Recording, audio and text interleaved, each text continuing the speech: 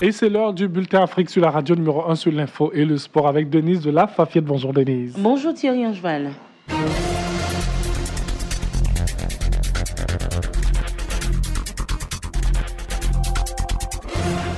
Bonjour à tous et merci d'être sur votre radio. Le premier vol commercial depuis 20 ans entre l'Éthiopie et l'Érythrée a décollé hier mercredi d'Addis Abeba, une liaison venant concrétiser la spectaculaire réconciliation en cours entre les anciens ennemis de la Corne de l'Afrique. Abou Sila.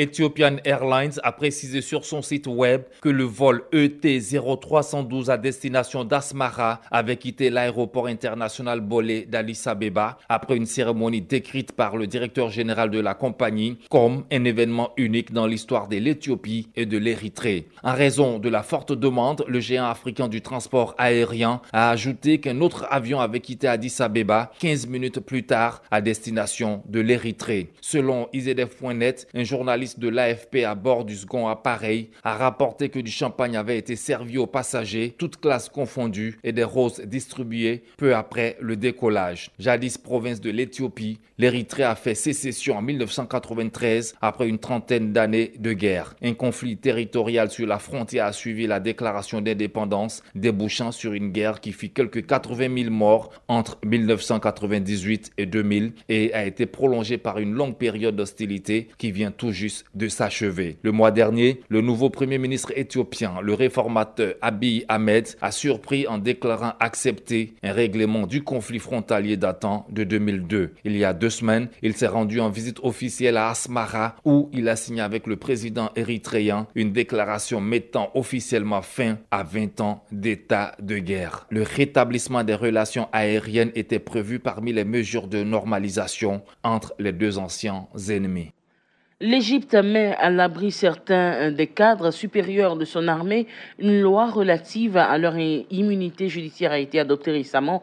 Elle ne concerne que les officiers supérieurs impliqués dans des faits ayant eu lieu entre juillet 2013 et juin 2014. Djinebou Karamoko. Ces dates correspondent à la destitution par l'armée de l'ancien président Mohamed Morsi et l'arrivée au pouvoir d'Abdel Fattah al-Sisi, à l'époque chef de l'institution militaire.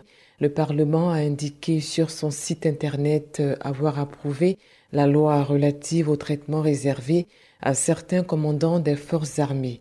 La loi interdit toute démarche judiciaire contre des officiers supérieurs, sauf autorisation du Conseil supérieur des forces armées. Cette loi, adoptée par tous les députés présents, sauf 8 membres de l'opposition, donne également au président égyptien Abdel Fattah al-Sisi le droit de rappeler d'anciens officiers supérieurs pour un service à vie au sein des forces armées, une mesure pouvant ainsi les empêcher d'exercer un rôle politique. Plus aucune démarche judiciaire ne peut être engagée contre certains des officiers supérieurs de l'armée pour des faits ayant eu lieu entre juillet 2013 et juin 2014. Le député Haïtam al-Hariri fait partie de ceux qui s'opposent à cette loi. Il estime qu'il n'est pas logique qu'une seule personne, parlant du président, contrôle tout. La Commission européenne a approuvé un nouveau mécanisme de financement destiné aux jeunes, aux migrants et aux femmes entrepreneurs des pays d'Afrique subsaharienne. Ce programme sera géré par l'Agence hollandaise de financement du développement. Fleur Koufi pour les détails.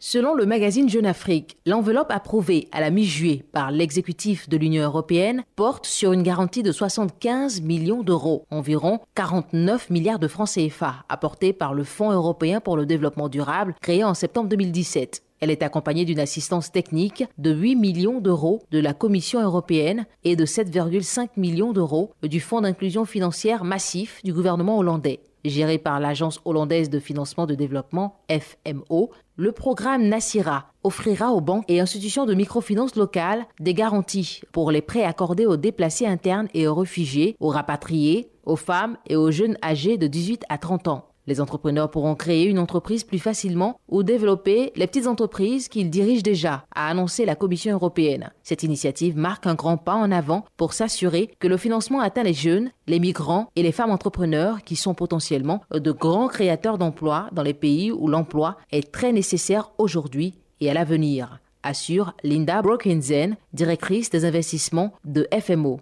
L'institution hollandaise annonce avoir déjà reçu des manifestations d'intérêt de la Jordanie pour garantir les entrepreneurs syriens, du Liban et de l'Ouganda pour les femmes entrepreneurs et de l'Égypte pour les jeunes porteurs de projets. Nassira fait partie de la douzaine de mécanismes garantis proposés par le Fonds européen pour le développement durable, initiative développée dans le cadre du plan d'investissement extérieur de l'Union européenne, lancé en septembre 2017. Le Ghana accueille en ce moment en Route Africa 2018 le rendez-vous annuel du transport aérien africain, un forum où il est beaucoup question cette année de l'ouverture du ciel africain. Charles Cablan.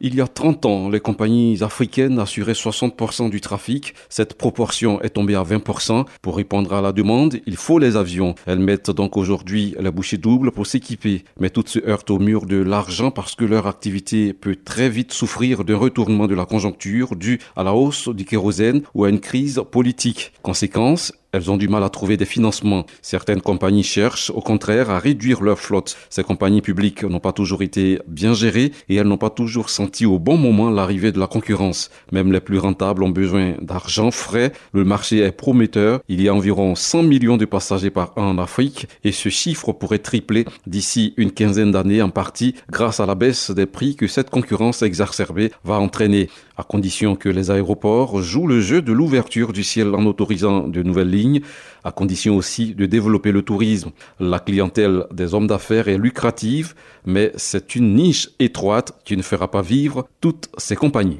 Et voici qui met fin à ce journal. Merci de nous avoir suivis et restez toujours sur Radio Côte d'Ivoire. Merci à Denise de la Fafiette.